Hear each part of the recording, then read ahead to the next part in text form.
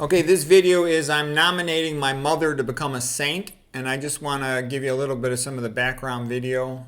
I still have to finish collecting all the information, but basically this is my Puerto Rican side of the family. This is my grandfather. He was known as the smartest man in all of Puerto Rico. He was a merchant marine captain, and this is his wife, okay, my mom's mom. And what happened was she found out that he had another family on another island because he's traveling around as a merchant marine. And, he was, like I said, known as the smartest man in Puerto Rico. He could speak 6 languages fluently, is what I was told by my older relatives, that he could add up a long vertical column of numbers in his head.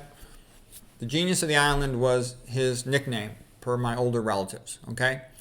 Well, anyway, she found out that he had another family on another island. She went apeshit bananas, got all pissed off at him, chased him out of the house. He never came back. And my mom hated him because he didn't support them after that. He just took off. So they were very, very poor. They grew up on a house with a dirt floor. My mom was so poor growing up, she would walk to school barefoot and then put her shoes on when she got to school because she wouldn't want her shoes to get dirty. She only had one pair of shoes, okay? And the family, most of them had to work in this was like a movie theater back in the old days, and they're making minimum wage, and they're so poor. They had almost no money, no food.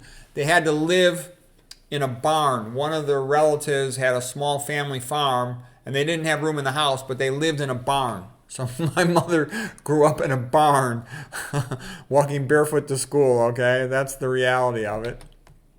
That's another reason why I don't buy this crap about, poor people. Give me a frickin' break, okay? Let me just show you some of her family here so you get an idea how smart they were.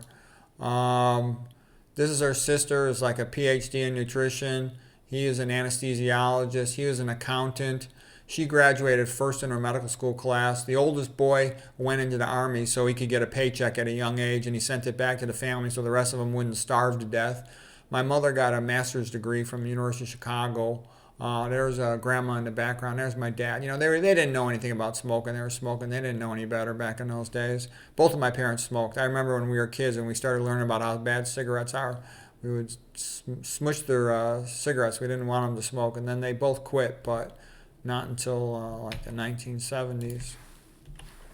Here's my parents when they got married. That's my mom. That's my dad. And by the way, my parents are normal-sized people. These are like the biggest priests in the world. I don't know if they recruited these priests from an NFL football team or something. They're giants. My parents are normal size, okay? My mom's got a glow over her head like the sunlight, looks like a saint in that halo in that picture right there. Okay. So here's another picture from their wedding, and then we used to jokingly call him the Beauty and the Beast. My father was a real tough guy. He was like a boxing national champion, and when he was younger, amateur. And so, he was real nice. He's real quiet. He was a psychiatrist. He worked all the time. And then he would work out, take the dog for a walk. Then he'd read, listen to classical music every day. It was like you could set the clock by it. But he was a good guy. No bullshit. My father never once in his life lied to me. He meant well. And don't get me wrong. So there's certain things I ended up disagreeing with him about, pretty important things too. But his heart was in the right place. And so my parents were happily married their whole life. And I had a very happy childhood. I'm very grateful for the childhood that I had. It was great. They loved playing tennis together. My mom was a really good tennis player. They're both good athletes. I think she was actually a better athlete than him. But he was a tough guy. And here's a good picture to just get a sense of her personality. You see how the baby's all happy and laughing? That's how she always was. She was always being nice and being fun, and wherever she was, people were laughing. Like when I was a kid, I kind of thought my dad was the coolest guy, the student athlete, valedictorian of his high school, champion athlete, and I wanted to be like him. But the older I got, the more I saw wherever my mom was, people were cracking up and laughing and happy, having a good time. She was always doing nice stuff for people, making everybody happy, and I realized that's a good way to go through life. Wherever she was, there was happiness around her. Okay. All right. So, and here's just, it's just a stupid picture. I don't even know where this picture is from, was taken, but she's, she would imitate the animals and try to make the geese talk and make funny sounds. She was always doing something silly and funny, something silly like that. It was just a sense of life of let's have a laugh, let's enjoy the moment. And she was a lot of fun, because you don't usually hear that kids say that about their mother. My mom was funny in a nice way. This was when I was in med school. I wrote a book, I think it was called Quick Medical Spanish, and she did the audio on it. She did the Spanish voice, I did the English voice, and it was, at the time, it was the best I could do at the time. It actually, in retrospect, really wasn't that good. It was kind of amateurish. But I was learning how to write books and, published that way back in the day. I was just a medical student in this picture. I got the Puerto Rican hat on there. All right, so these are some of the things that she did. She was president of the hospital auxiliary, did all this volunteer stuff for the hospitals, board of directors at an orphanage. She was a minister of care at the church. She gave communion to people. She was real devout. She went to church every weekend and many weekdays. She knew all the priests. They all knew her. They loved her. She was a tour guide at the Art Institute, the Frank Lloyd Wright Studio. She was on this board of an international tennis society. She's a champion of doubles tennis at the club, director of the Rogers family. She got cancer. They told her she was dead in 2 or 3 years. She ended up living about 12 years. And I think it's all because, back in those days, I was a young guy, like a medical student. I didn't know what to do. I just said, go to the cancer specialist. And the cancer specialist, they loved my mother. The wife of the cancer doctor stayed and slept at our house for 2 weeks to help take care of my mother. That's how much I love my mother. But, I didn't know any better. All I knew was you go to the specialist, you take your chemo, hope for the best. That was, 30 years ago. And so it was more than 30 years ago. That was like 40 years ago. So I didn't know. I was just a little medical student, so I just wanted her to do well. Here's a good story to get you a sense of her personality. This, happened after she had metastatic cancer. She got metastatic cancer in her lungs. She's coughing up blood. In the garbage can, these are like blood on pieces of tissue paper, and she's trying to hide it from the nurses because she's afraid the nurses are going to kick her out of the pediatric ICU. This was one of her grandchildren, had just been born in septic shock. The mother was in septic shock too. The child had to be put on heart-lung bypass, called that ECMO, endocorporeal membranous oxygenation machine. Has a jugular vein, central line, central venous catheter, has an art line, tracheostomy tube, nasogastric tube, Jackson Pratt drains coming out of the belly and the chest. Texas catheter, like the equivalent of a Foley catheter, urinary drainage catheter. The kid was not doing well. The kid had to be transfused like with 20 units of blood, septic shock, hypotensive, prolonged code blue for hours and hours and hours. Okay, I was a Harvard-trained doctor, and I'm like, we all thought the baby was going to die. He was transferred from a regular hospital to a pediatric specialty hospital. As soon as my mom heard the baby was sick, she went straight to the hospital. She made a little shrine in the baby's room in the ICU. She slept on a cot for about 3 weeks straight. And this is despite the fact, she was dying of metastatic cancer, coughing up blood every day. So she had a little statue of St. Jude, the patron saint of hopeless causes, another photo of Padre Pio. And every day she's with that baby saying, I am with you, I love you, you're going to be okay. And holding the baby's hand, the baby's foot. And I think what happened was, the baby felt calm because she was there, and it lowered the baby's stress level. And that's important because you need to lower stress level, lower the cortisol level so the baby could heal. The baby made a total recovery. Everybody thought this kid was dead, and I mean everybody. All the doctors, all the friends, everyone thought this kid was going to die. The kid did perfectly fine. Came out of being on a ventilator for a couple of weeks, septic shock, total normal recovery. Kid graduated from college, honor student, was totally fine. Okay. And I know that kid would have died if my mom wasn't there. She calmed that baby down, made everything work. Okay, it was amazing. All right. And that was typical of her. When there was a family emergency, she was there 100%. And she saved that baby's life. Okay, here she is with the baby later on. The baby did totally fine. And then here's another typical thing she would do. This child right here was adopted. She adopted this child because the family was having problems, and he lived with us, I think, for about 8 years. I don't know exactly because that's me on the horse. I was just a little guy, of course, so I don't remember all the details, but he was very nice, kind of like an older brother for a while. But that was typical of my mom. She would adopt children. If there was a friend of our family, or even sometime my dad's patient, she would adopt their children or their family member. They were allowed to stay at our house as long as they wanted. If somebody, friends, family, relative, lost their job, they would stay at our house till they found a job. she would always take people in. Okay, she took these girls into our house that had family problems or whatever. The father lost a job or they lost their house. She goes, you stay at our house as long as you need to.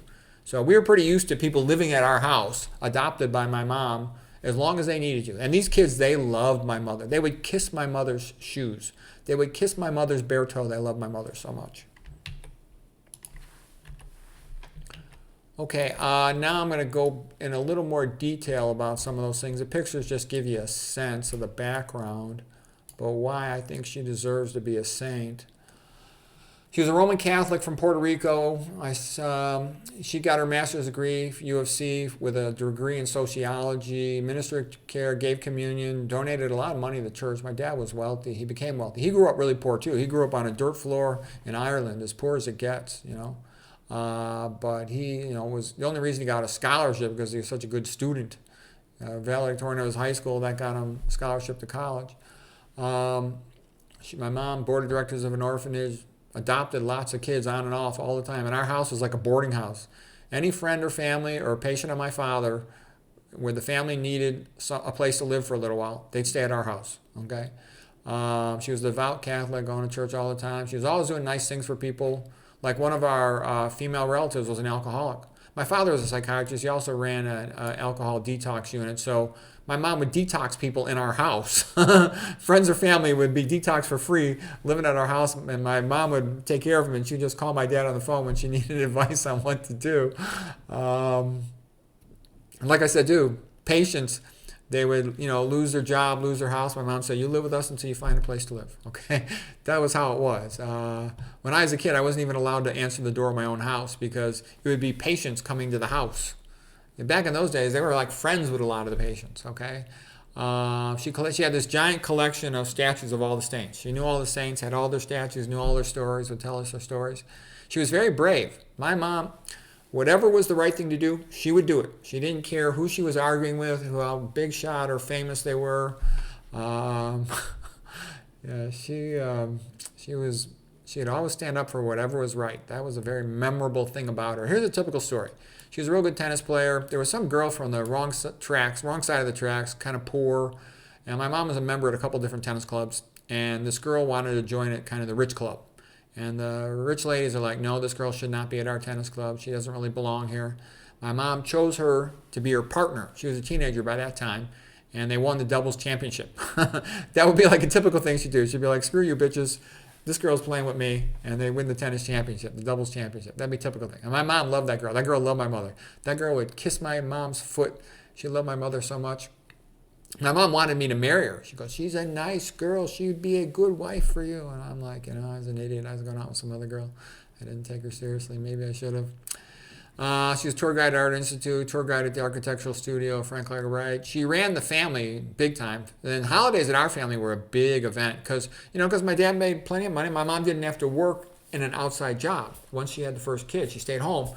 So with all her activities, she was always running things. And like a holiday event, Thanksgiving, Christmas, and Easter were the biggest ones. We had all these holidays that there would always be tons of people invited to our house. She loved to be the hostess and have all these people come to our house.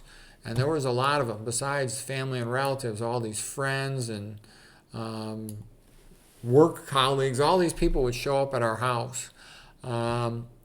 If somebody was sad or widowed, lost their job, stay at our house. They would live in our house. They wouldn't even just come to the party. They would sometimes live there for weeks, months. And whenever somebody was lonely at one of the parties, she knew everybody. She's the one who ran everything. She would pick them up, the wallflower, and take them to go talk to somebody else. She always made everybody welcome. She was very good at doing that. And she was always walking around laughing and talking. She led the party. She led the prayers before the meals, and everybody loved my mother. I mean, there was nothing like it. She was like a local celebrity. Okay, like one time, here's a typical story. She was at one of her tennis clubs, not even the rich one.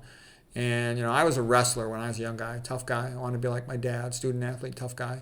And I thought tennis was for wimps, for sissies. Why would I play a wimpy pussy sport like that? It's kind of like my attitude. And I had to talk to my mom and get her information about something. I don't even remember what it was. So I had to go to the tennis club, which I didn't like doing. I went to the tennis club. Then there's like this waiting lobby area. I got to wait in the lobby area. And there's some clerk, managerial attendant or something at the front desk, the pro shop or something, and I just introduced myself. I said, yeah, I'm Pete Rogers. I'm here. I got to talk to my mom. Do you know where she is?